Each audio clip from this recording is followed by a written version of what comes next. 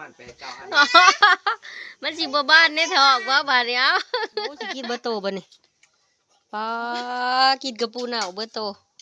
โอ้ยจะกินบ่ได้ดอกเรื่องบ่เขาเรื่องอ่าตัวนี้ใส่น้องไทยมากพอดีเต็มโคกแอนมันสิบ่อิ่มงามบ่พี่น้อง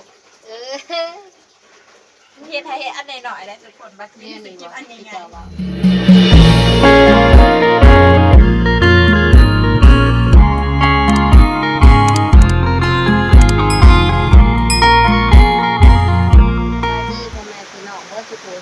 นะสบายดีตอนเช้าทุกคนฝนตกแต่เมื่อคืนนี่นะทุกคนแล้วทันเลยเช้ามื้อนี้ต้องใช้น้ำแกงที่เขื่อนบ่ตาทุกคนเลยน้ำลายฝนแห้งขนาดเลยทุกคนเลยตั้งแต่เมื่อคืนนี่นะ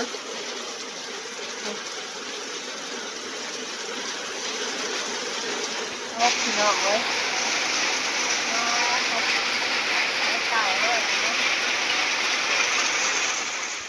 ตอนนี้พ้นกับบริษัทตองกันทุกคน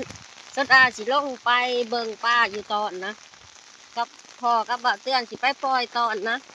ปล่อยให้ป้าลงเพราะว่าพ้นแห้งเบิดมือเบิดคืนมือนี้ป้าคือสิถือตอนนะป้ามันคือสิลงตอนลงดีร้ายเนาะสิไปเบิ่งมวนน้ำป้าอีกเลยนะบรรยากาศฝนตกลิดอีกละ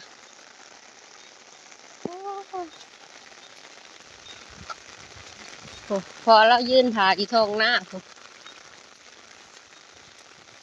ก็คือสิออกเบาเฮี้ยงจมอยากกินแกงหน่อไม้ไล่มือเลยเช้าด้าก็อยากนะมือนี่ยันห้าหน่อไม้ไปแกงกับพี่น้องเลยนี่แถวก้อนหน้าเฮาเลย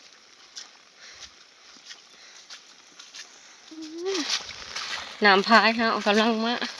เพราะว่าฝนตกแต่คืนนี่มันร้ายบรรยากาศขึ้นไปเบิดเลยน้ำที่ท่วมเข่าเลยเด้นของพอเราลงมาก่อนแล้วมาขายแล้วนะพี่น้อง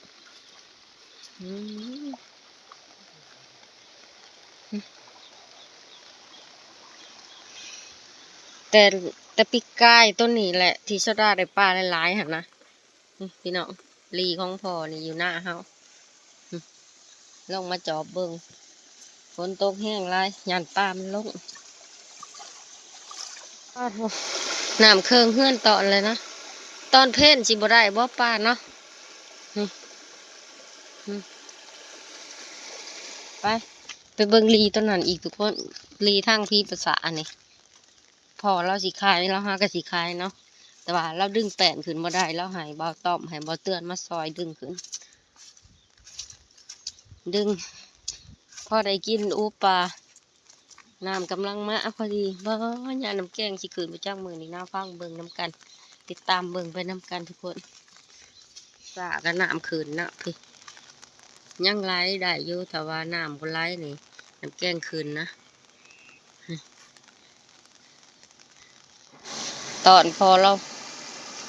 ตัวนี้กับป้าถือไล่พอสมควรนะทำมันลงหันนะพี่น้อง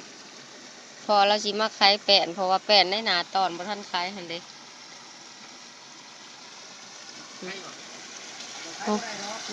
ถงนะ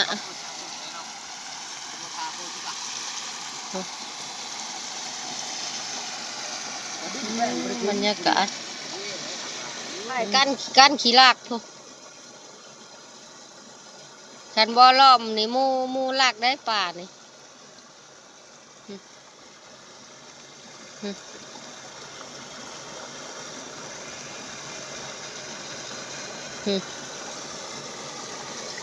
โขกพี่ภาษาน้ำจีคืนแล้วเด็ดนี่หามันยังไรได้อยู่เนาะทำมันท่านใครเป็น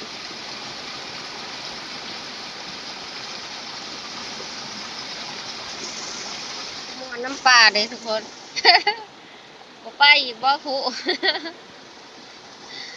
กัดพ้นตกแล้วก็มวนน้ำหน้าอยู่ในน้ำปลานี่ดังทาลูกเคยย่อแปนขึ้นใครตอนป้าถือร้ายแต่ละปีหน้าแล้ว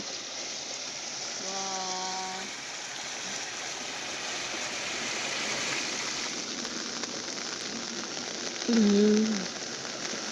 น้ำมันแห้งนะเดี๋ยวลูกแอนมาจากว่าสิแกงสิเกินเนาะอยู่หน้าเฮา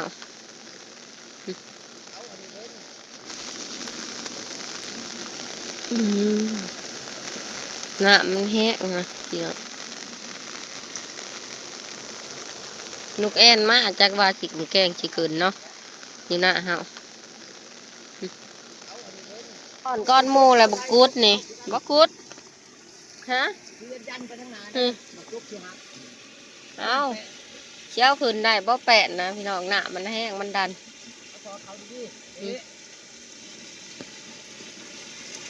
ยันแฟนยันเมื่อนะยันงัดยันงัดยันงัดยันงัด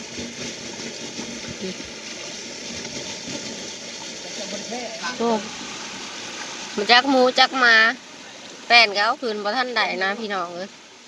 มันดันน้ำ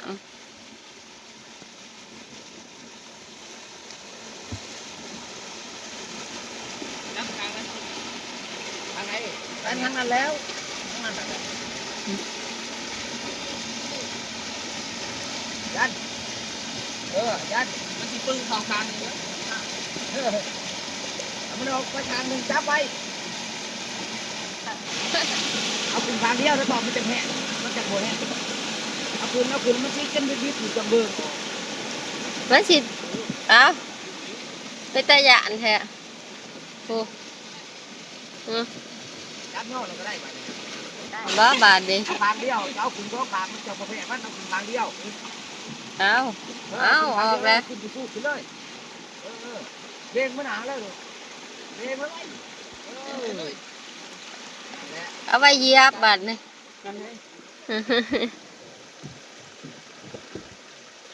โอ้เพื่อสิได้เนาะ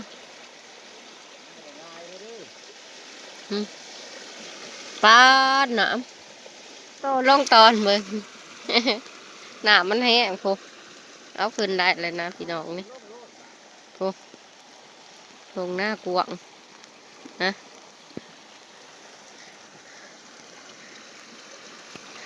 เอาตอนเพศมายามสิถือกอยู่ดอกนะนี่จะแม่นน้ำห้องเมืองสุกคนเลยนี่ไหลลงมาหน้าชราน้ำบ้านนะน้ำบ้านน้ำคลองทางตีนบ้านเนาะมันหน่อยพ้นสวรรค์ไหลลงมาตัวนี้อยู่นะ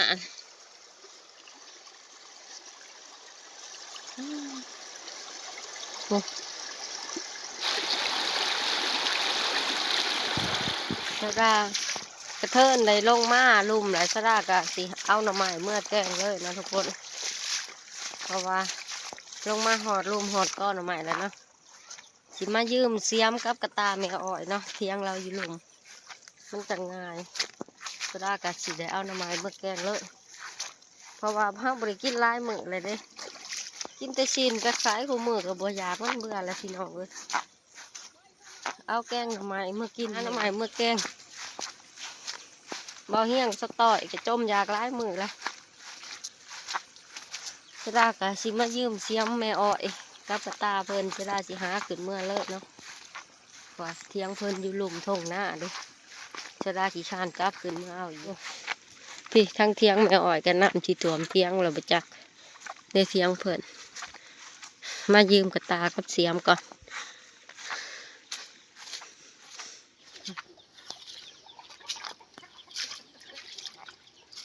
มายืมกระตากับเสียมไปใส่เบิดเลยเพียงหน้าแย่อ่อยตาแต่ใช่โอ้โห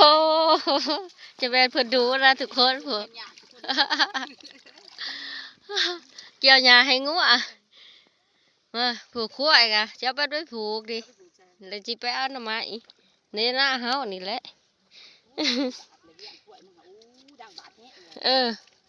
อีพ่อบ่เอาอันนั้นใส่หลังจากที่เจ้าดาเอาเสียมน้ำแม่อ้อยมาเจ้าดากับสิไปซับเอาหน่อไม้ขึ้นเมื่อเลยนะที่พี่น้อง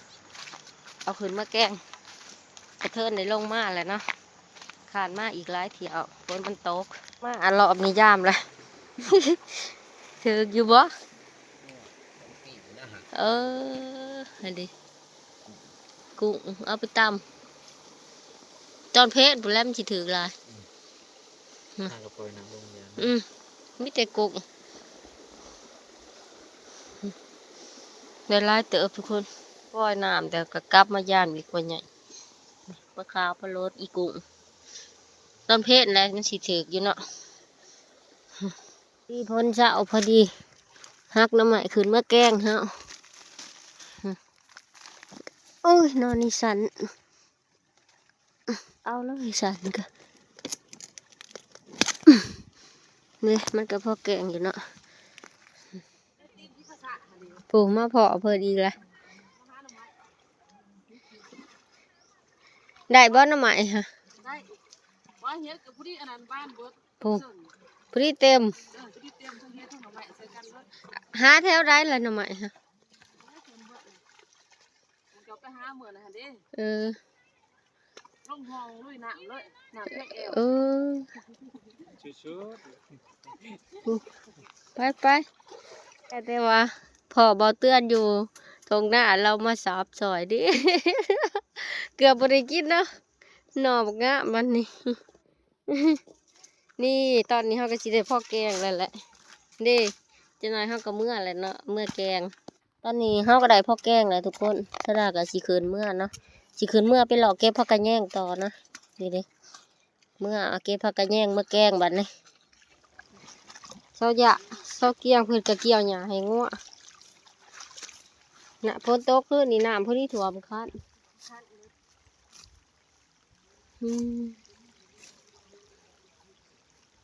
หลายแล้วหญ้าเนาะโอ้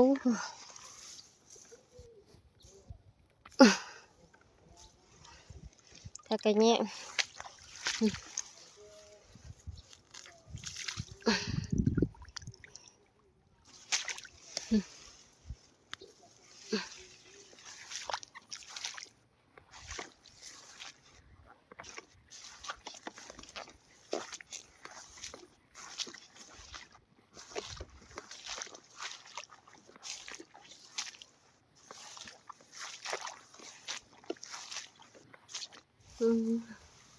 มันมักอยู่ในก้อนหญ้าเด้ผักกระแยงก็ได้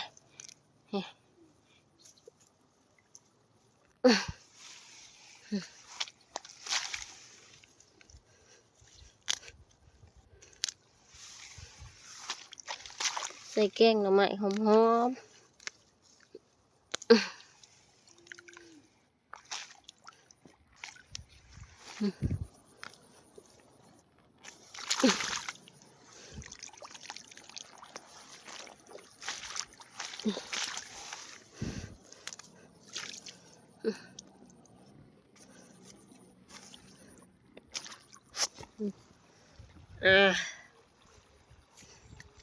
ผักกระแยงหอม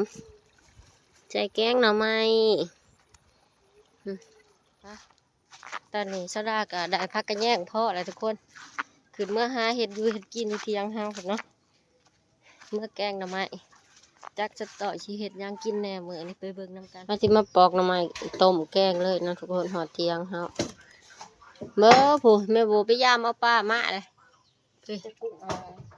ปล่อยตอนกับป้าถึงนะอีกุ้งป้าน้อย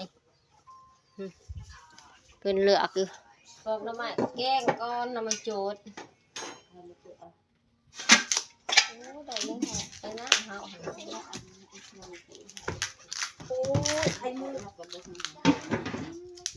แกงหน่อไม้แล้วจะมาเฮ็ดของหวานต่ออีก เดี๋ยวห่อขนมมกพี่น้อง เบิ่งการอยู่ก่อนจะกินแทนลังถูกใจ ว่าเอาไว้ใส่บาตรมื้อนี้เนาะเฮ็ดขนมมกกินข้าวแล้วพุ่นแล้วจังเฮ็ดนี่ก็เฮ็ด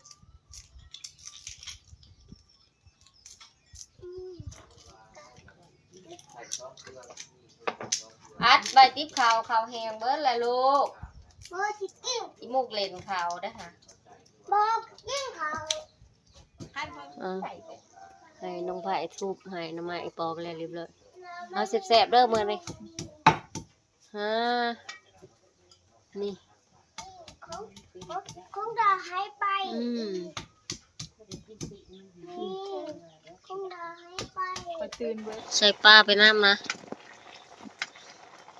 เปื่อยอะไรได้ปลานี่เนาะ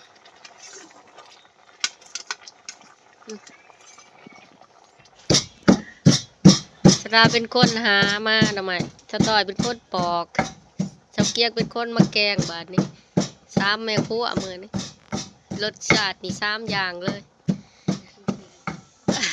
กำลังตำข้าวเบื่อตำข้าวเบื่อมันหยุกมันหยะนี่กินข้าวแล้วก็สิพากันห่อข้าวมุกนมอีกนะทุกคนนี่เพื่อเตรียมต้องไว้แกงหน่อไม้กินแล้วก็สิพากันเฮ็ดขนมอีกพี่น้องกินข้าวน้ำกันมื้อนึงพ่อแม่บ่ได้กินน้ำมื้อนี้บ่อยู่พ่อใหญ่แว่นบ่อยู่มีแต่ทีมงานลูกๆกินใส่กระปูเน่าบ่เฮี้ยงว่าแซ่บ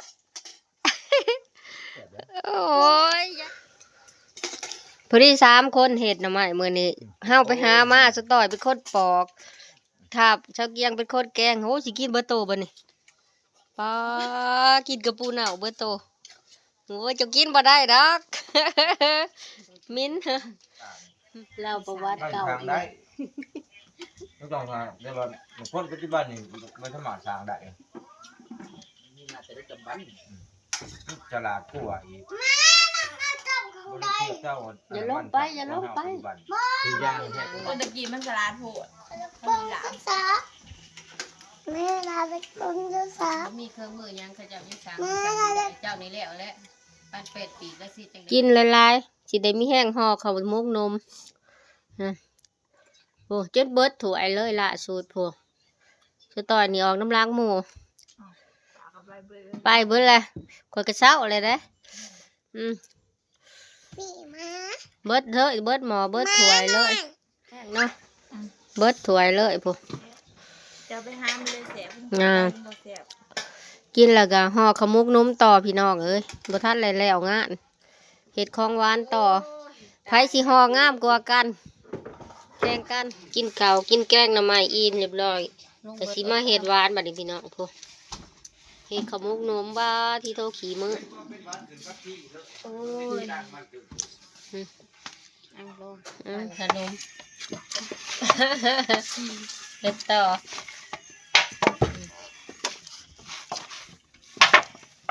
เรื่องบ่ เขาเรือ อ๋อ ตัวนี้ใส่น้องไผ่มา พอดีเต็มโคก แทนมันสิบอิ่มนี่เขาเห็นหน่อย ปลาโถเฮียนะแม่พู ว้ายมันสิบอิ่ม โอ้ย โอ้ยเหี่ย อืม เหี่ย สูตรห่อขมุกนมจ้ะ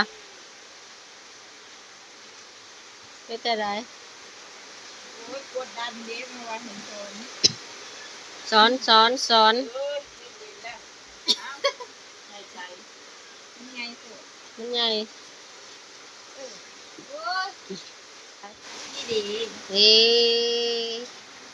โอ้แน่นั่นเนาะอ่ะโอ้งามเติบเนาะเจ้าเห็ดเห็ดตะปูสิปีคือคนดีเนาะ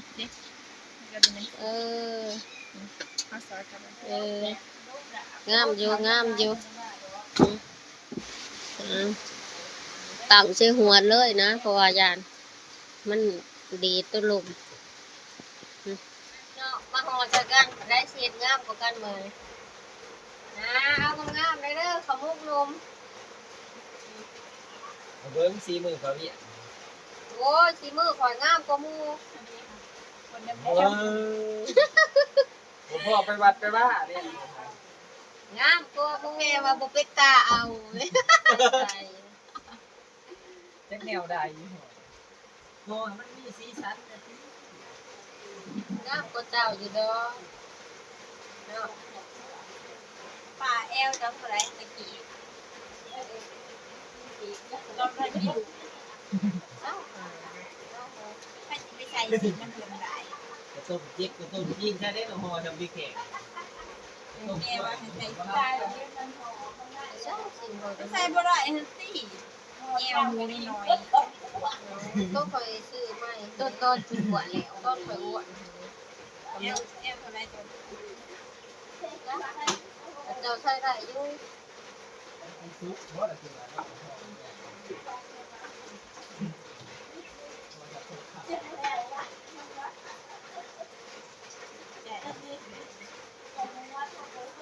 กับมุกนมไปกินนี่กับมุกนม บางคนน่ะโอ้ พอย แข่งกันกับน้องไผ่มีใครที่งามกัน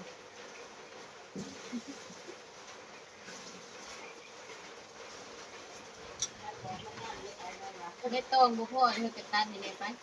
เอาอยู่สวนตัวน่ะความจริงได้นี่เป็นลอยก่อนผู้ได้นี่เย้ตัวนี้จะน่าเบิ่งจัก10ก่อนเลยจ้ะว่านั่งนิ่ง พี่ก่อนจะมาที่เขาเพราะว่าจะ ไว้ว่าตัดใบตองมาให้กับไปกินกล้วยน่าแล้วก็ใหญ่ คิด บ่ แบบ กิน ขนมมันขนมจีบเขาได้ใส่อะไรก็นึงเอาลูกใส่ซึ่ง ขนมจีบกับขนมจีบ เอานี่เห็ดอะไร เอาแป้งซับใส่เห็ดเขาบ่ได้ใส่เขาไม่จะเอาซาคูเห็ดเขา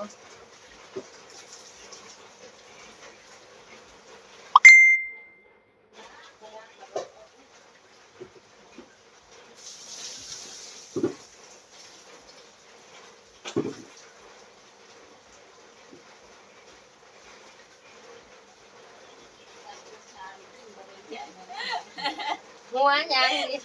มองมุกนะ โดย ที่เขาก็สอนเขากัน งามเก่าเลยเป็นยังเนาะเฮ็ดงามๆนี่เฮาเฮ็ดลงวัดเนาะว่ามื้ออื่นก็เป็นบุญลงใส่บาตรเนาะมื้อนี้เข้าพรรษาบ่มันก็ลงวัดนั้น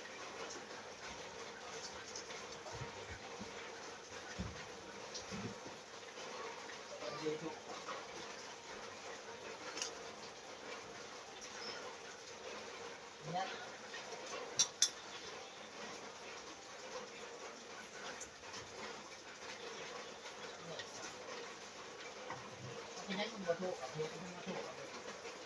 พราะเราอยากว่านั่งอีพอน่าจะว่าน้ำเจ้าเนาะ อ่ะเฮ็ด และตองสูตรประเรียน นี่เนาะสูตรคักเนาะ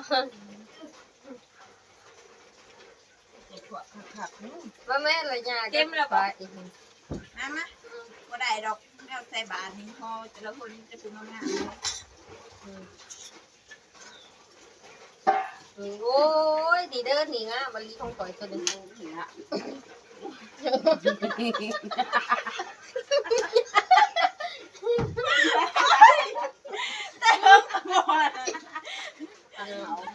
ปิตาพานหรือว่าซีมือทำขมุกนมนี่ งามเด้องามบ่สะต่อยบ่จักนี่ตัวนี้ซีมือลูกไปกับหญ้าบัดนี้บ่ได้สิงามกว่ากันเอางามบ่พี่น้องเออ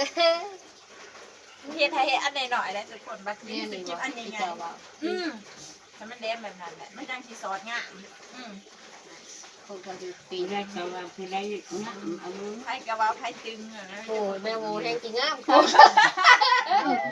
เปลือก สูตรได้อันนี้สูตรได้อันนี้ อย่าปาก แน่อย่าปากไม่ย่าสะต่อยว้าว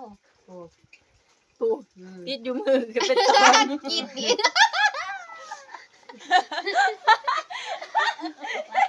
เอา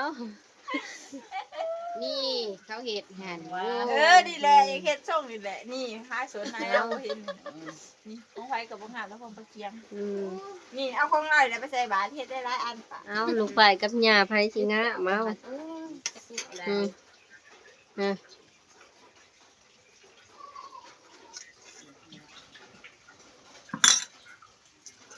ก็จะได้ละของไม่ยาจ้ะ เพิ่นก็ว่าเพิ่นส่งได้ส่ง เซ็กบาทดิ ได้ก็ว่า เอางามบ่แล้วจ้อยบาทดิเฮ็ดจังได๋อ่ะนะ ชาวชายก็ห่อขนมบ่เป็นครับ บ่เป็นช้ำ เป็นหมูเนื้อชัก เฮ้ยเลยตุ้มตาม อ้าวได้ก็ได้เครื่องหัวนี่ โอ้ยของยาจะต่อยเป็นข้าวต้มเป็นเฮ็ดแบบข้าวต้ม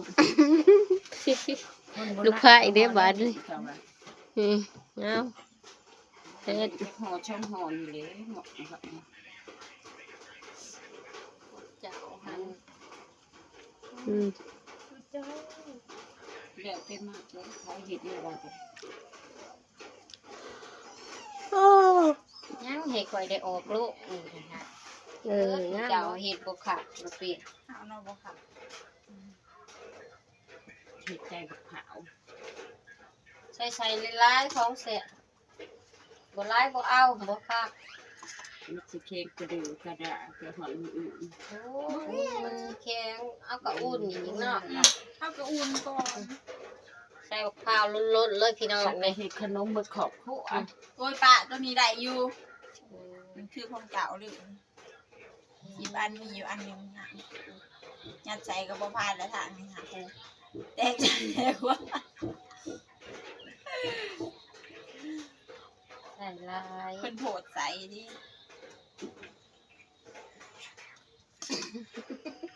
อยากกินหวานๆเนาะใส่หลาย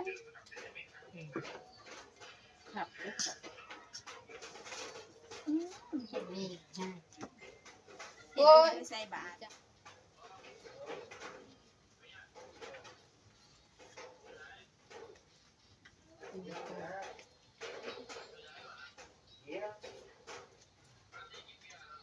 นี่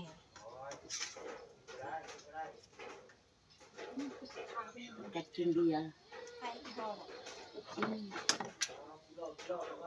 น่าเลยสิ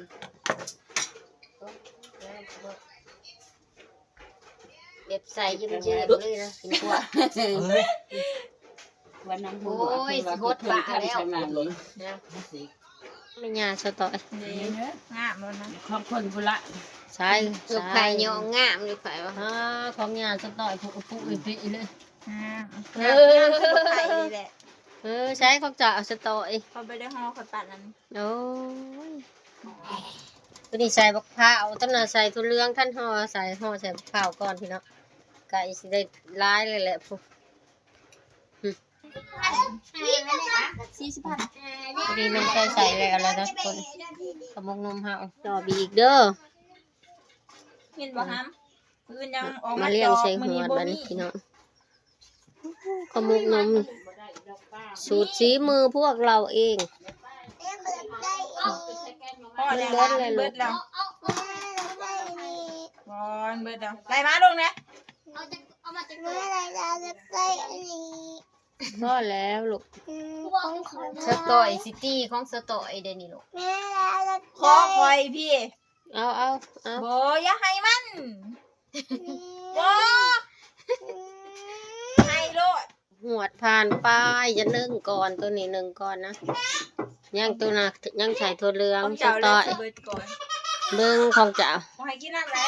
ไม่กินได้ของก่อย คอยก็บ่ให้เจ้ากินน้ำคือกั อ้าน วข่อยชุกก่อนจะกระยากำไรไรบัดนี้ ใส่ดูเรื่อง โอ้ย นี่กินแม่ใส่ เจ้าสิบ่ซิแม่ป้าจังสิว่าเลยให้ ใส่ดูเรื่องมันสิกินตัวนี้ โอ้ย ไปสิได้กิน หวดเลยยุ่มไปเลยนี่รอดมันชุกแบบนี้เบิ่งสิแซ่บปานใดนะมาเบิ่งคุณใกล้สิได้สุกเลยทุกคนเลย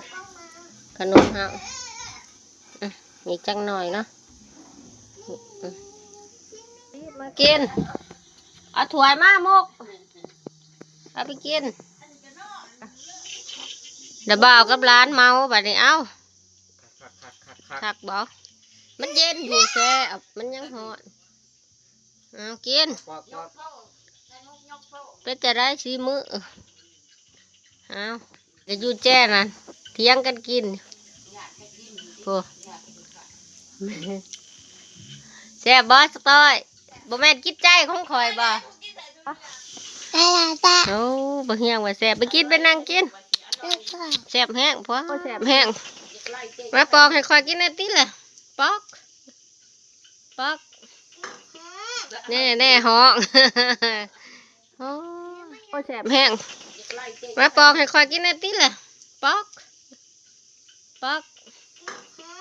แน่ห้องโอ้ยพี่น้องตัวนี้ใส่บักผ้าเอาชุกก่อนใส่ถั่วเหลืองนะแซ่บคือกันเหนียวเยิ้มๆเลยนี่ ป้าใส่ทุเรียนแซ่บ อืม ๆแต่ว่ามันไม่ติดตมใส่ลง อื ไป มเหนียวเลยนะ เอาขันอ่าวคืนนะเฮ้ย หอมหวานคือเก่าพี่น้องแซ่บมากินน้ำกัน กันกับข่อยเลย กินกับไผ กินกัดเดี๋ยวเรา อืมแซ่บบ่ จะ อืมพี่น้องโทงเหร จะ อ ไปดีพ่อแม่พี่น้อง สบายดี จะไปดี สบายดีพ่อแม่พี่น้อง ไปดีพ่อแม่พี่น้อง อยู่ไทยอะไรอยู่ลาว ดูแล้ว อยู่ไทยอะไรอยู่ลาว ดูแล้ว ในมืออีหลานจะเป็นยัง จะเอาปิด เจ็บบาท มื้อนี้พบพ่อกับน้องไข่มุกคือเก่า หมกพวกเก่า เคยหลาน เอาไข่หมอกคือกัน ได้3 ไหวอยู่ผู้เดียวเต็มถ้วยหมด เบิดประมาณ8 9อัน มันสิบ่บ้านในทอกบ่บาดเนี้ย แซ่บคือเก่า แซ่บคือกันเฮากิน4อันเฮายังแน่นเลยนี่โอ้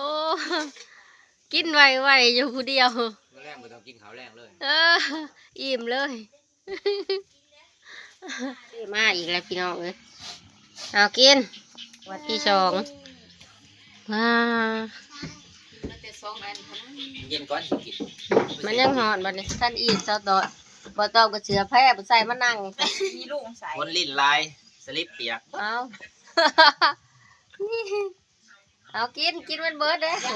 อย่าให้โอหมูกินมันสิตายมัน เอาตอนนี้อิ่มแล้วบ่ อิ่มแล้ว จะได้